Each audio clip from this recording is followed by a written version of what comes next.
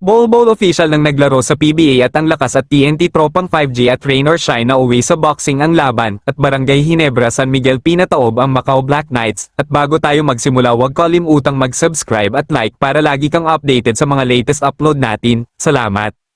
TNT tropang 5G import na si Bol official nang naglaro sa PBA at pinaka kung bakit ka isang NBA veteran. Hinalimaw ni Bol ang unang PBA debut nito na nagtala ng 38 points, 16 rebounds at 5 blocks para sa TNT tropang 5G. Kitang-kita na pang NBA talaga ang galawan ni Bol kaya madaming fans talaga ang nag-intay sa debut game nito sa PBA. At sa laro din ng TNT tropang 5G at Rain or Shine Elasto Painters na uwi sa physical games at suntukan ang laro na una nang nagkainitan si Bol at Kalen Chongson na nagkasagutan at nasundan pa ito sa literal na suntukan ni Jalen Johnson ng Rain or Shine at Glenn Cabunte ng TNT tropang 5G na nauwi parehas sa pagkatanggal ng dalawang players sa laro. Naging maganda at dikitan lang buong laro ang TNT tropang 5G at Rain or Shine Elasto Painters, pero sa huli sa isang crucial layup na pinakawala ni Adrian Nocam over kay Bol ay naiuwi ng Rain or Shine ang panalo. Ay pahiyain si Bol sa debut game nito sa PBA.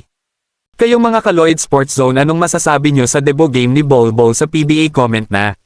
Lipat naman tayo sa kabilang balita. Barangay Ginebra San Miguel pinataob ang Macau Black Knights sa kanilang unang laro ngayong Commissioner's Cup. Nagdebut game na ang Barangay Ginebra San Miguel at ang nakalaban kaagad nito ay ang Macau Black Knights na guest team. Sa una palang umarangkada na ang Justin Brownlee lead squad na Barangay Ginebra San Miguel upang maglagay kaagad ng bentahe laban sa Macau Black Knights. Maganda ang pinakitang laro ng Ginebra buong laro para tambakan ng Macau, kaya hindi na rin ito nakabawi at nadamina ng Ginebra ang kanilang debut game. Pinangunahan nila Justin Brownlee na nagdala ng 31 points at RJ Abarrientos na nagtala ng 25 points ang Barangay Ginebra San Miguel para maiuwi ang kanilang kauna-unahang panalo sa unang laro nila ngayong Commissioner's Cup. Ngunit may hindi rin magandang nangyari sa laro nila dahil na-injury ang rising star nila na si Jason David na nagtampo ng isang knee injury.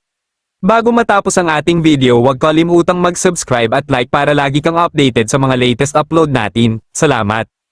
Shoutout nga pala kay Mark De La Cruz na from Zamboanga City. Maraming salamat sa pagsuporta.